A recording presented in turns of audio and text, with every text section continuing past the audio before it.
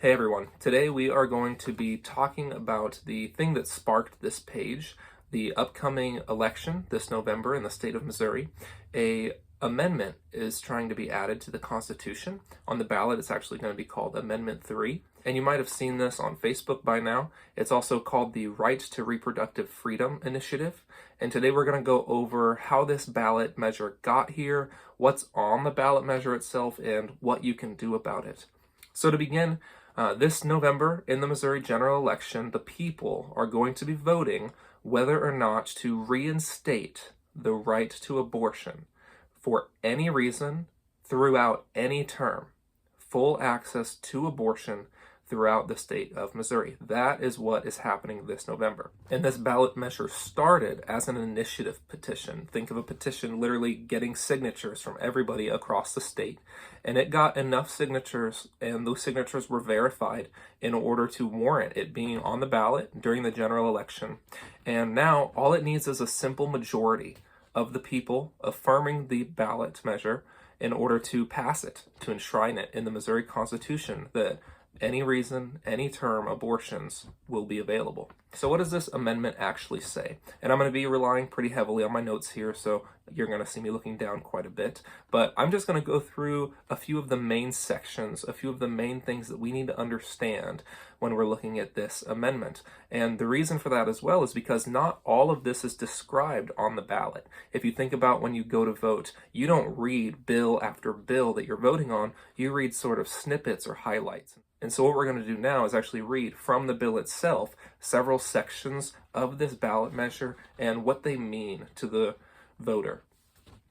The first one is in Section 2 of the Right to Reproductive Freedom Initiative, and it says this: "The government shall not deny or infringe upon a person's fundamental right to reproductive freedom, which is the right to make and carry out decisions about all matters relating to reproductive health care, including, but not limited to, prenatal care, childbirth, postpartum care, birth control, abortion care, miscarriage care, and respectful birthing conditions." In plain language, what this does is repeal the right now state ban that Missouri has on medical abortions. Right now, there are no, or at least are supposed to be no, medical abortions happening in the state of Missouri, and this amendment is seeking to completely repeal that and have the potential for unlimited medical abortions across the entire state. And you see that in the language when it says the government shall not infringe upon, hinder, or in any other way restrict access to reproductive health care. A couple other words that I want to point out in this section before we move on is that along with no restriction of abortion, this bill seeks to establish no restriction of birth control. And you might ask, well, what's the problem with that? Birth control is completely fine. It's better than killing a baby. You're just preventing a baby.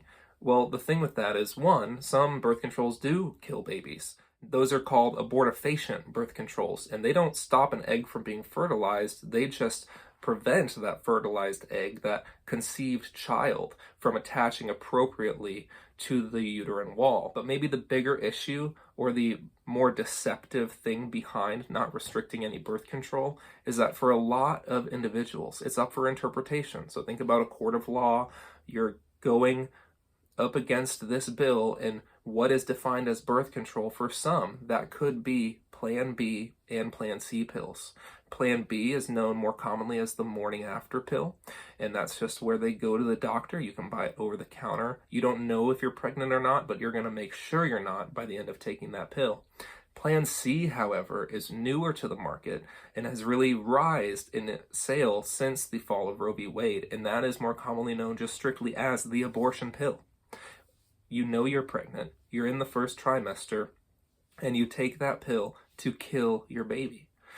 And for some, that is considered birth control.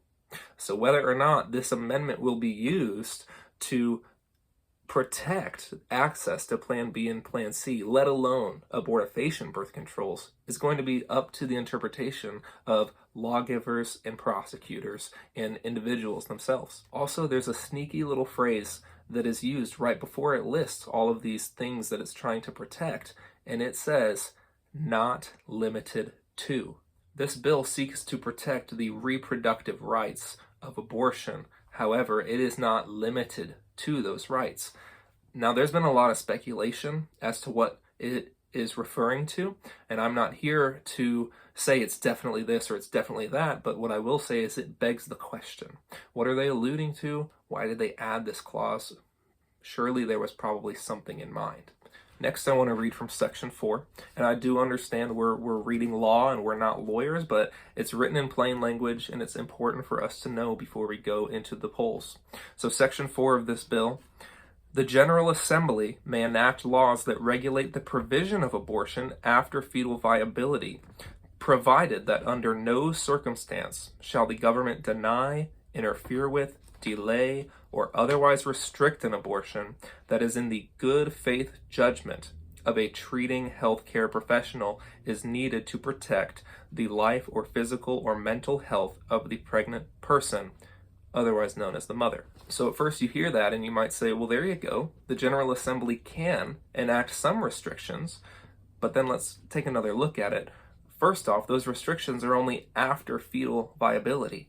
First of all, fetal viability is subjective to the person, to the baby, and how it's developing, and ultimately to the doctor. That's why it says, in good faith judgment of the providing professional. But let's say usually after fetal viability is defined as about 24 weeks, right up against the third trimester of pregnancy. You may not have known this, but over 95% of all abortions across the whole United States, over 95%, take place in the first 2 trimesters, take place before fetal viability. So this word here of after fetal viability really isn't that it's protecting those babies who are in the 3rd trimester. It's really protecting the right to kill all those other babies who they deem are not yet viable. It ensures for the first 2 months of pregnancy that anyone can abort their child with no government restrictions or repercussions. Finally, and the most scary phrase of this entire bill is the last line: to protect the life or physical or mental health of the mother. Simply put, this is saying that abortions are going to be protected. There will be no government restriction for any reason. This is saying that even if the government wants to impose restrictions after fetal viability, if the mental health of the mother, if a mother says, I am anxious about having this baby, they can deem that a good enough reason to kill it. If the mother's physical health is not being severely threatened, but is inconvenienced, this baby is very straining on my body, I can't do this anymore, they can kill it with no government interference. The last part of this amendment that I want to talk about is Section 5. No person shall be penalized, prosecuted, or otherwise subjected to adverse action based on their actual, potential, perceived, or alleged pregnancy outcomes, including but not limited to miscarriage, stillbirth, or abortion. So, if we've already established that this bill has covered full abortion access across the state of Missouri, any term, any reason, then what is this exactly about not prosecuting mothers based on any alleged reason for stillbirth or miscarriage or abortion? Well, what this really means is that the baby will have absolutely zero protections or rights inside of the womb. To illustrate this, I want to share a story that is a true story of mine, and I won't share names to keep privacy, but I knew a mother who did meth while pregnant in the state of Missouri. And I called DFS, I called the police, I called the hospital, and every single one of those institutions told me, there's nothing we can do. It's not illegal. The baby is still in the womb. All 3 of those entities know the permanent damage that baby is going to undergo because the mother decided to use meth while pregnant. She wasn't coerced into it. She wasn't forced. She chose to do meth while pregnant. It wasn't her intention to abort the baby. It wasn't her intention to harm the baby. She was addicted to meth. And what this bill makes sure is that there is no legal repercussions for any negligence of the baby while it's in the womb. That same statement that I received by the police, by DFS, and by the hospital, there's no legal repercussions. It's not against the law. There's nothing we can do because the baby is still in the womb, will be enshrined in the Missouri State Constitution. And as I said earlier, if there's no penalty for harming your baby, let alone killing your baby inside the womb, then that means there's no protection for the baby inside of the womb. If this amendment passes, then the womb is going to become the least safe place in the entire state of Missouri because there will be no protection of the law for those children. So just to recap, what does this bill aim to do? It aims to enshrine the right to abortion for any reason at any stage in the Missouri State Constitution. And even though it says the government may retain some restrictions after fetal viability, ultimately those restrictions can be overridden if the caring physician or the provider who's counseling a woman into abortion deems it medically necessary based not just on the life, but on the physical or mental health of the mother. And not only that, but there will be no legal repercussions for anyone, not just the mother, anyone who attempts to harm or kill the baby inside the womb, whether it was intentional or unintentional, such as examples as substance abuse. While the fight to abortion, even now, is not over in the state of Missouri, abortions are still legally happening in this state. If this bill passes, it will be an immense step backwards in the fight. It will make it immensely more difficult to overturn this in the future, and you will see abortion mills, Planned Parenthoods, popping up in your towns. So what can we do to stop this? The first one should be pretty obvious. This is going to be in the Missouri general election this November, November 5th. Vote. This is not the time to be apathetic or lethargic towards your civic duty.